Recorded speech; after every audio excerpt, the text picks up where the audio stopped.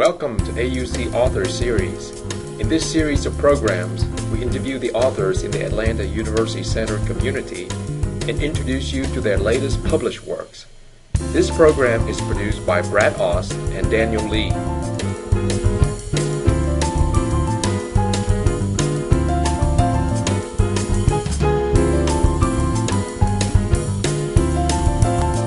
Our guest today is Dr. Tarshia Stanley, Associate Professor and Chair of the Spelman College English Department. Dr. Stanley will be discussing her most recent work, the Encyclopedia of Hip-Hop Literature, which she edited and contributed to. She will also be discussing her work on the images of women in the media.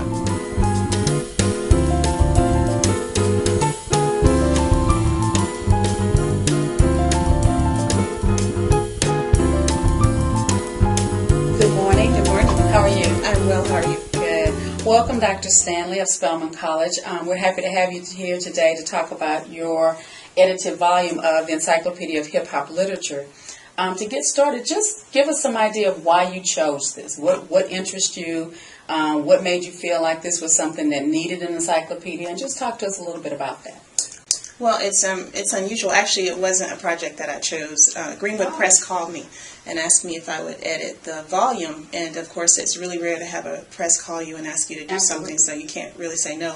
And I was really flattered that they wanted me to do it. But my work actually is more with images of women, and that's how I sort of get pulled into the hip-hop genre a bit, particularly because of all the things that had happened at Spelman in recent years involving protest about the kinds of images that were apparent in hip-hop.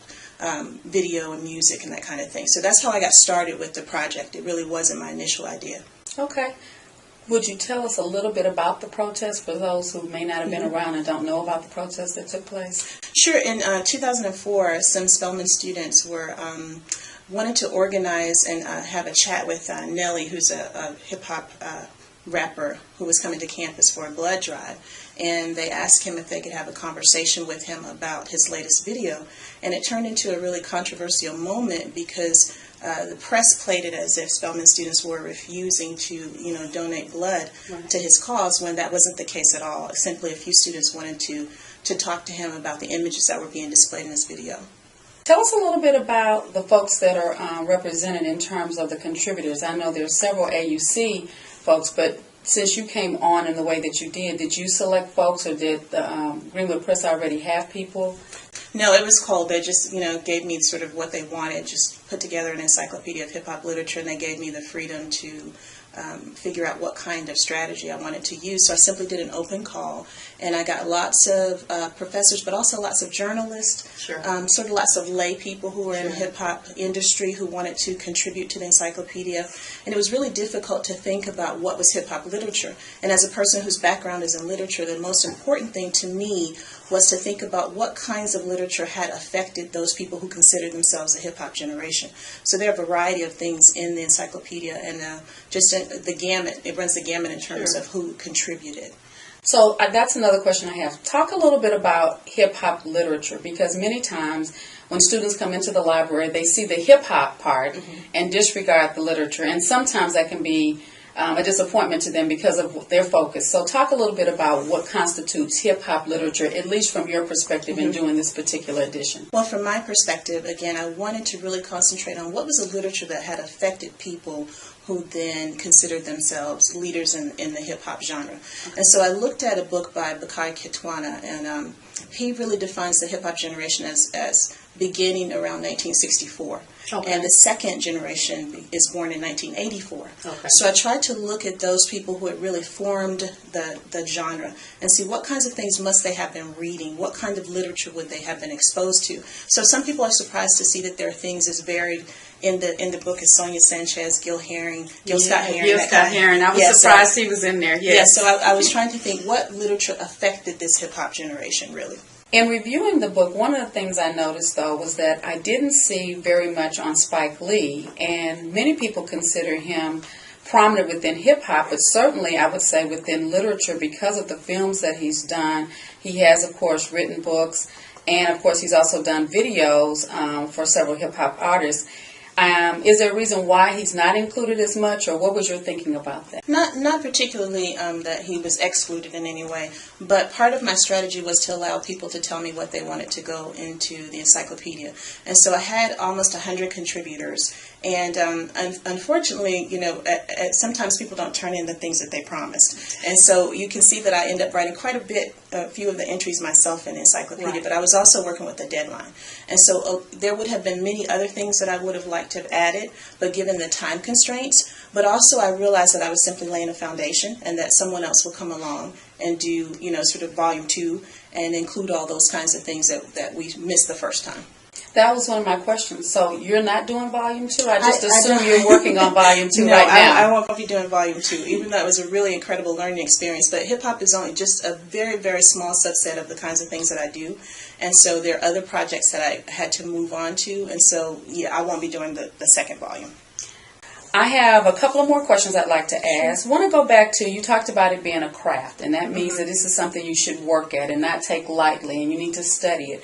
So when you go back to that part, talk a little bit more about the editing process. This is a book that was published within the academic arena, and I'm sure that you got lots of submission ideas or maybe abstracts, but in the end, everyone couldn't be in for various reasons. So what kind of things did you look at in terms of deciding if it met your standard, particularly for an academy? Well, actually, this was an opportunity for me to really expand our notion of what literature is. So there was probably very few things that I didn't include in the encyclopedia, especially because the artists themselves, anybody who'd ever written anything, emailed me once they found out about the encyclopedia and said, I think I ought to be in there, that kind of thing. And so my challenge to them always was like, tell me why, and then write it and send it to me. And, a lot of people didn't follow through with that. But I didn't have a standard per se. What I really was trying to do was to show in this historical moment what the literature was. I think a lot of it, as a literary person, I think a lot of it wouldn't be what I would call standard. Right. But it's still important at the same time. It's important because one of the things that I found out in doing this research is that there is a spirit of hip-hop that says, I am entrepreneurial, that I make my own way, that, I'm going to carve a place for myself. And when I saw anybody doing that with literature, then I thought they belonged in the encyclopedia. It didn't necessarily mean that I thought that kind of literature was going to last, that it would be timeless, but I did think it was important for us to recognize at this moment the kinds of things that hip-hop had inspired. Did you do a lot of editing? One of the things that I know about hip-hop is subject-verb agreement is not necessarily always very important. The same thing can be true of gospel. The more spiritual the song, the more the subject-verb agreement wanes away. Did you just leave it cold, if you will, as they really stated it, or did you find yourself having to edit some? And sometimes the editing is for ease of read, because I read The Color Purple when I was in college, and it was very difficult the first go through just to get that, that dialect down. Well, actually, it was surprising that, yes, I did do quite a bit of editing, but you would be surprised that most of the editing I did actually came from people in the academy. So yeah, it was an incredible amount of work. And again, it was because people are so passionate about it that somehow the rules and regulations went out the window, when they were writing. Sure. And you could see their heart, but not necessarily, as you said, to have it standardized so that it was uniform with everything else in the text. That I did end up doing quite a bit of editing, but, I could not tell you that it was mostly people who were, in the industry. It was everybody. Really. Everybody. There's a lot of folks, especially young folks, especially folks college age, they want to write in the hip-hop genre. They embrace it totally. Do you have any suggestions or recommendations, or even folks they should read if they want to seriously pursue that as something that they want to put out for the world to read, know about for them? Well, I think there are a couple of approaches to writing in the hip-hop genre. It could be that they are doing something online, where they're reviewing or that kind of thing, or they could actually, there are many novelists in the genre at this point. But the thing that I would say is to really remember that it's a craft. And one of the things about people who love hip-hop is that they love it. But I was able to come to this from a little bit different perspective. So all the panels that I've been on, all the people that I've met, it's really been great for me because I didn't necessarily grow up with hip-hop in the way that they did. I grew up in the South. We weren't quite if it wasn't on, television, we didn't know about it. So, Soul Train. Right. So it wasn't the same. And so I'm able to come to it from a really objective standpoint, and really able to talk about the kind of craftsmanship that needs to go into any kind of writing. And so just not get carried away with your love and your emotion, but remember that this takes a while to develop a genre and to be good at it. Have you been able to use this within your teaching, within your scholarship, in any sort of kind of way? Since it's really not necessarily your focus, have you been able to make use of it? I have, and simply by the fact that so many people are interested in it, and I'm able to travel quite a bit and talk to people about thinking about the fact that hip-hop isn't just music, it isn't just images, but it is literature as well. So that's been really important. I've also received a lot of feedback, particularly from high schools, libraries, where students have come in, seen the encyclopedia, and been really interested in it, having not sort of thought about hip-hop as a literature before. So it's really given me a way to think about my scholarship in terms of, how are we affecting young generations? How are we making more readers? Sure. I'm sure you've heard that we were given the Tupac Shakur Papers. And so kind of a follow-up question, how do you anticipate maybe being able to use that within your scholarship or teaching? And if not maybe necessarily specifically within your classes, just within your department, the English department at Spelman College? Oh, I think it's a wonderful, acquisition for the library. And we will be able to use it in so many different ways, to look at the history of that moment and sort of, him as a person who's definitely a writer, but also to influence our students as they begin to do their research and to think about, particularly graduate school and becoming a part of the academy, that there's so many avenues and genres that are open to them, and those papers just, make them excited and make them think about how can I contribute, how can I, do something I love, but at the same time contribute to academia. There are a few other books that deal with hip-hop, and some of these came out after yours, and I know that's one of the limitations of a book. It cuts off, and then something comes out the next day, and you go, oh, I would have put that in had it been a day earlier. But there are two that I wanted to bring to your attention and ask if you have any thoughts on them, or if you've had an opportunity to peruse them anyway. One is the anthology of rap, which is done by two gentlemen at Harvard, and the second one is Decoded by Jay-Z, which both of these are hugely popular in the library for obvious reasons, but just wanted to get your feedback on each of them if you have any.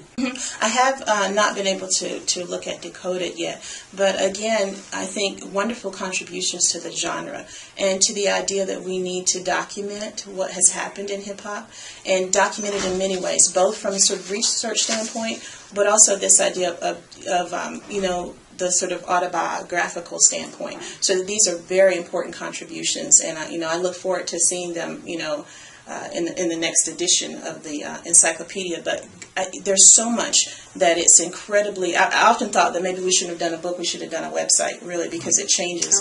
There's so many things, and they're happening all the time. Yeah, but it's such an incredible genre. But even the encyclopedia itself will be a part of sort of literary history at that moment. What was important about this genre? Absolutely. So I, like you, didn't grow up listening to a lot of hip-hop, but I do listen to it more and more because of my students, and I like to infuse it in my library instruction. So who do you listen to, if anybody, within hip-hop? Who is your go-to artist or go-to songs, or is there anybody that does specifically move you? I listen to everybody. That's a part of trying to stay ahead of my students is listening to absolutely everything, that comes out. There's not a particular artist, but I do think what's so important to me is all of the sampling that goes on. I just think that is such, for a person who's doing literature, to me it's like writing, when we quote someone else's text. So I love to try to figure out, what was the original song, what was going on. So I listen to everything. Don't you find YouTube particularly helpful? Because when they reference something, and if you don't know it, you immediately have somewhere to go back and say, now, what was that song they mentioned, or what was that artist they mentioned? So I love it. Well, this summer I was very fortunate to go to Jill Scott's summer block party, and because of the date of the encyclopedia, I know that you weren't able to include a lot of the Philly neo soul. It was just creeping out at that time, but I tell you, it was spectacular, and particularly Jazzy Jeff and Dougie Fresh, which is very old school, obviously, hip-hop, and it just reminded me of just how good music can be, regardless as to who does it. If it's good music, it's good music, and they did a lot of sampling and blended it so well, so the audience at Chastain really, really enjoyed it.